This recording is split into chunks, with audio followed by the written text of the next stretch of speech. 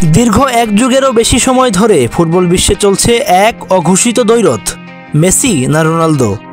Ballon d'Or, golden boot, European trophy কিংবা বিশ্বকাপ, সব জায়গায় আলোচনার কেন্দ্রবিন্দু ছিলেন এই দুই কিংবদন্তি। কিন্তু 2025 সালের ব্যালন ডি'অরের শর্ট লিস্টে নেই লিওনেল মেসি কিংবা ক্রিস্টিয়ানো রোনালদো। এটাই কি তাদের অধ্যায়ের শেষ, নাকি কেবলই নতুন সময়ের সূচনা? বর্তমান ফুটবলের মঞ্চ এখন তরুণ তারকাদের দখলে। আর্লিং হ্যাল্যান্ড গোলের মেশিনে পরিণত হয়েছেন। এমবাপ্পে ক্লাব ও জাতীয় দলের হয়ে দেখিয়েছেন তার জাত। Vinicius Junior, Jude Bellingham, Victor Osimhen দাপিয়ে বেড়াচ্ছেন ইউরোপের মাঠ।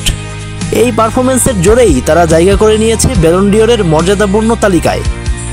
মেসি এখন খেলছেন যুক্তরাষ্ট্রের ইন্টার মায়ামিতে, রোনালদো সৌদি আরবের ক্লাবে।